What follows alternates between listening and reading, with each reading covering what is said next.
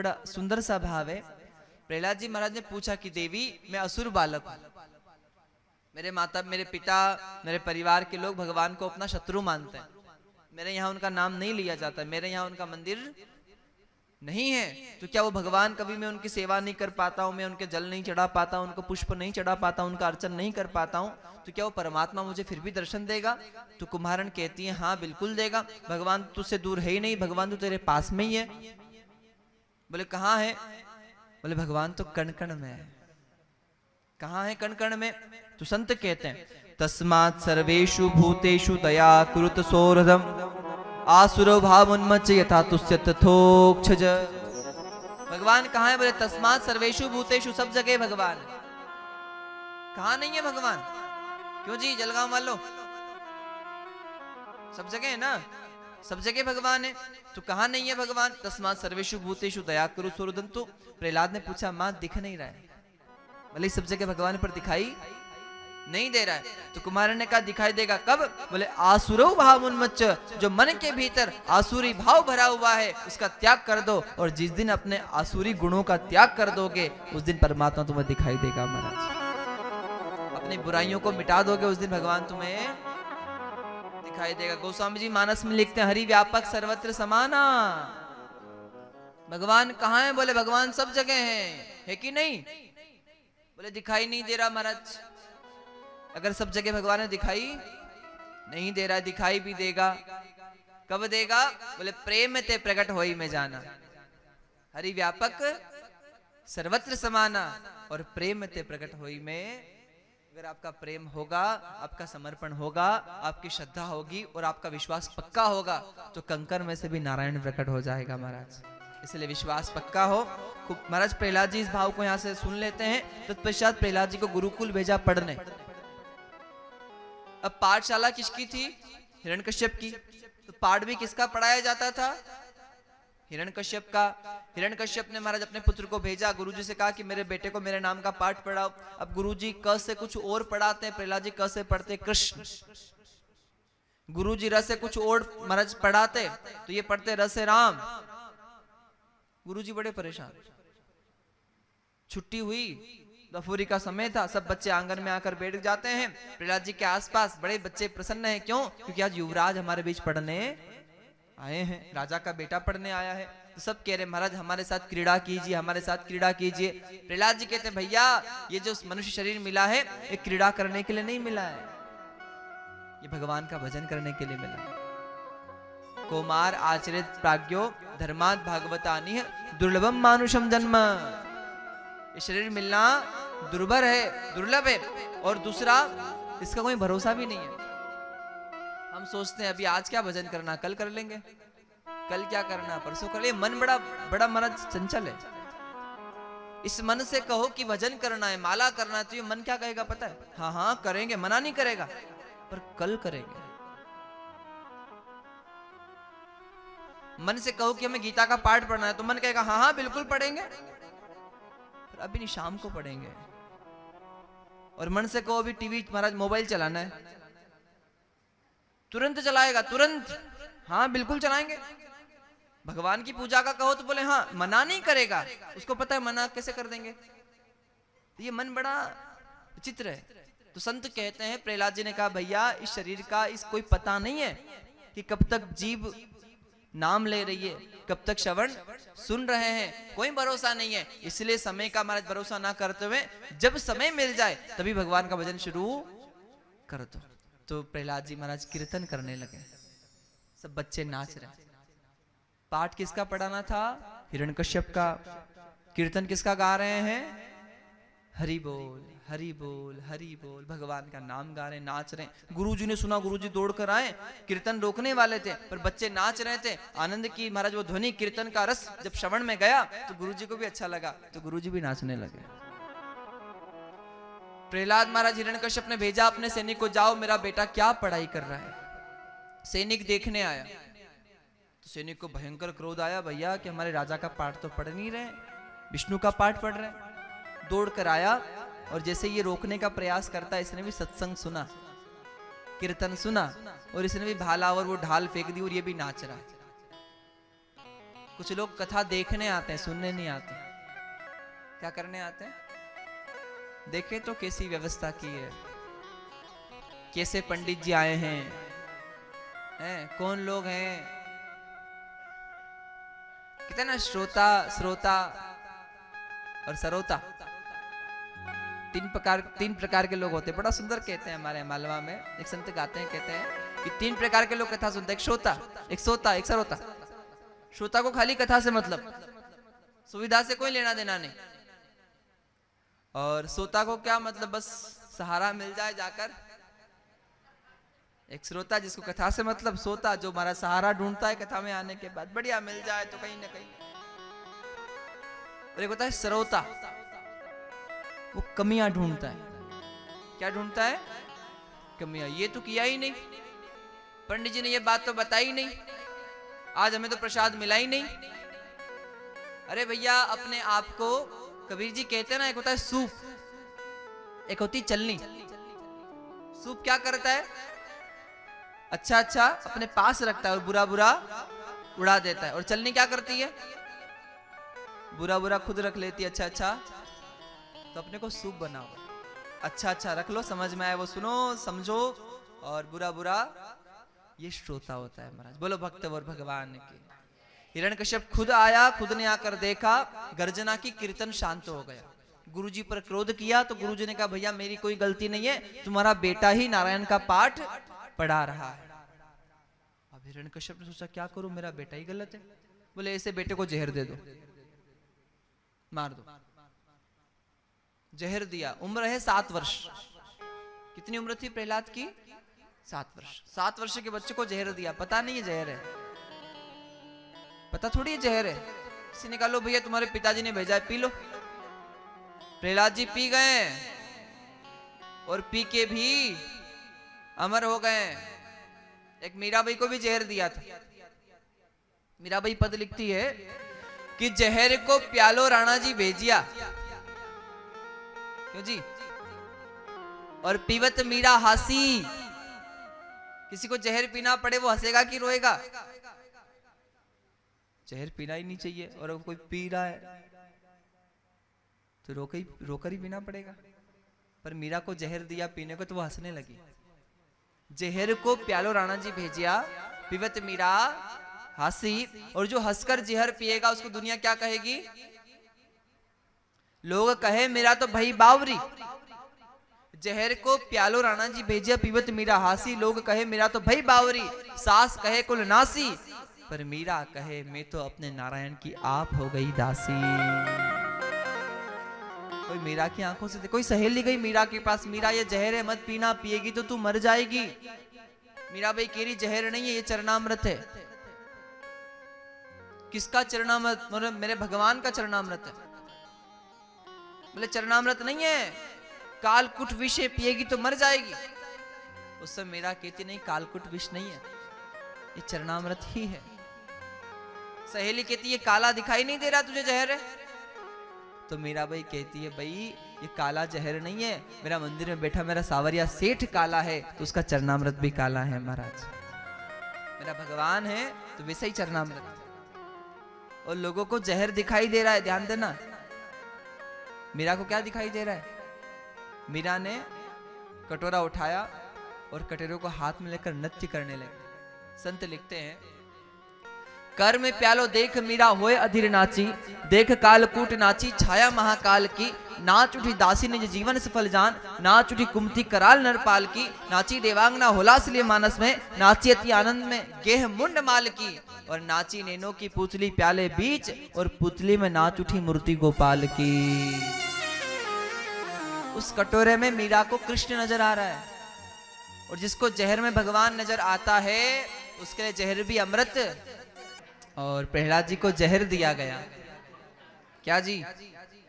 विष। और विष तो मीरा को भी दिया। और जिनको जहर दिया उन्होंने कहा भले ही विष दिया गया है पर विष से कुछ नहीं होगा। क्यों नहीं होगा? ए म्हारा सर पे सांवरी यारो, गिरधारी म्हारा साथ कोई तो म्हारो। काई करसी ए म्हारा सर पे सांवरी यारो। बोलो सब प्रेम से, किस किस के सर पर भगवान का हाथ है वो कहेगा मेरे साथ। ए म्हारा सर पे सांवरी यारो, गिरधारी म्हारा कोई तुम्हारो। ए म्हारा सर पे सांवरी यारो, हाथ गिरधारी म्हारा साथ कोई तुम्हारो काई करसी। और हमेशा जब समय रहे ना आप लोगों के पास तो गाया करो, कहा करो, काई करसी वो मारो काई करसी, ए म्हारा सर पे गिरधारी म्हारा साथ कोई तो म्हारो काई करसी। बड़ा सुंदर ये मारवाड़ी पद है, बड़ा सुंदर यहाँ कहा गया है। प्रहलाद जी को जहर दिया, जहर पीने के बाद भी प्रहलाद जी को कुछ नहीं हुआ। और जब कुछ नहीं हुआ हिरण्यकश्यप के पास सब लोग गए, हिरण्यकश्यप से कहा कि वो प्रहलाद जी को तो कुछ नहीं हुआ। और जैसे ही कहा तो उसी क्षण महाराज कहा कि विषैले नाग भेजो, भयंकर नाग, नाग डस लेंगे जहर चढ़ जाएगा। एक संत गाते हैं, कहते हैं कोई यूं कहे थन नाग डसेगा, कोई यूं कहे रे थे बेमौत मरेगा। ए म्हारा शरद पूनम को चांद, प्रभु म्हारो समर्थ है। ये प्रहलाद जी कह रहे हैं नाग क्या करेगा, मेरा भगवान मेरे साथ है। और ध्यान देना, नाग भेजा, नाग देखकर 7 वर्ष का बच्चा प्रहलाद डर गया। कितनी उम्र है प्रहलाद जी की? 7 वर्ष। और नाग को देखा तो डर गए महाराज, बच्चा तो डरेगा ही नाग को देखकर। पर अगले ही क्षण याद आया ये नाग तो काला है।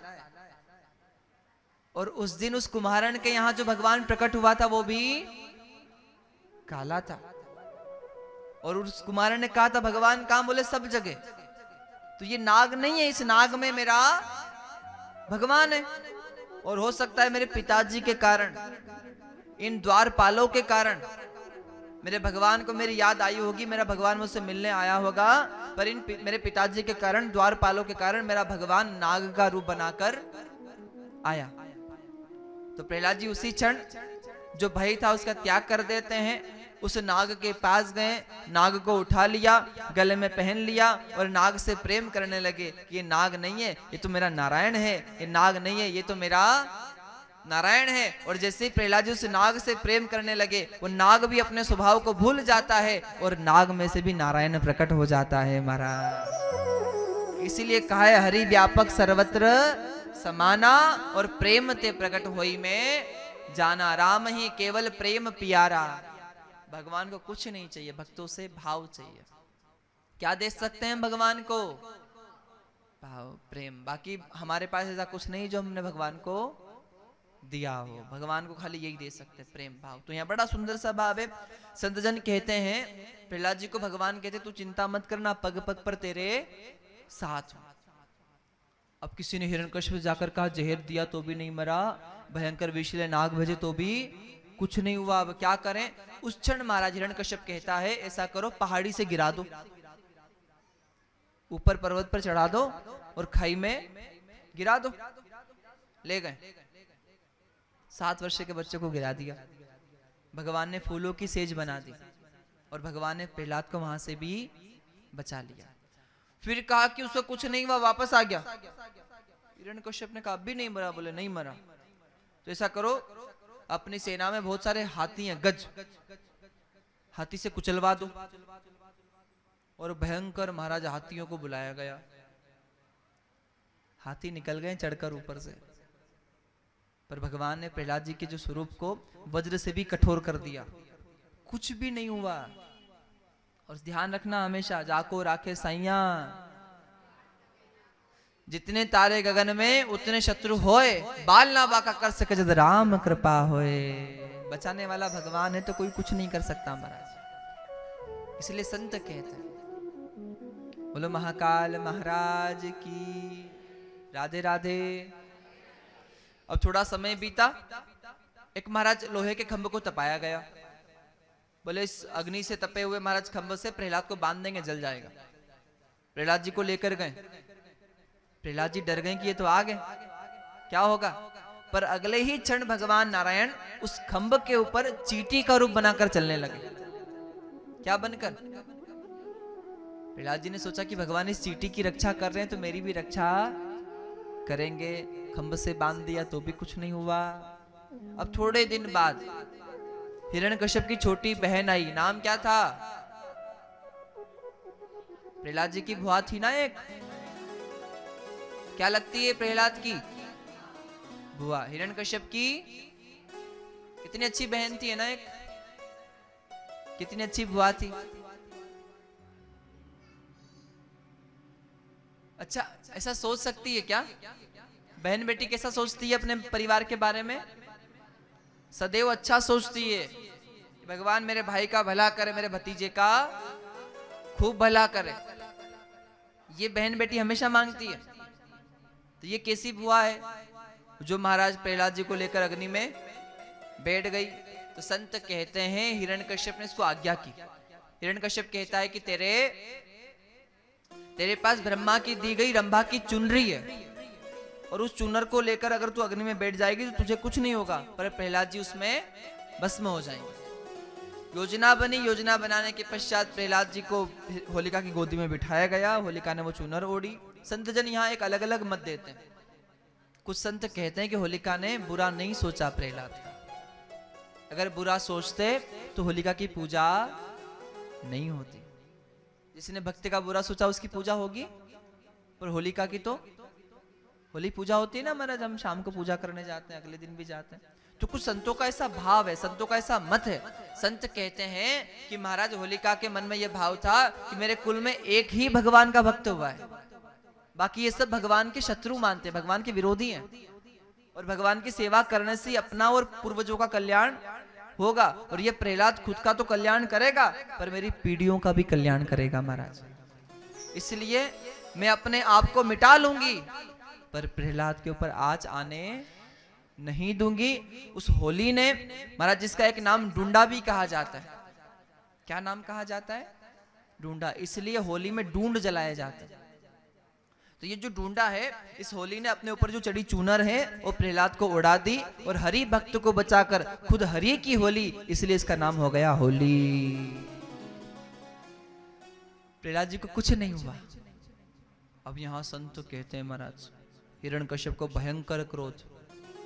हिरण्यकश्यप ने सभा में प्रहलाद को बुला लिया, बांध दिया और कहा कि आज तेरे भगवान को भी बुला ले, तेरे भगवान को भी समाप्त कर दूंगा और तुझे भी समाप्त कर दूंगा। कहां है तेरा भगवान? प्रहलाद जी ने पूछा, पिताजी ये पूछो कहां नहीं है।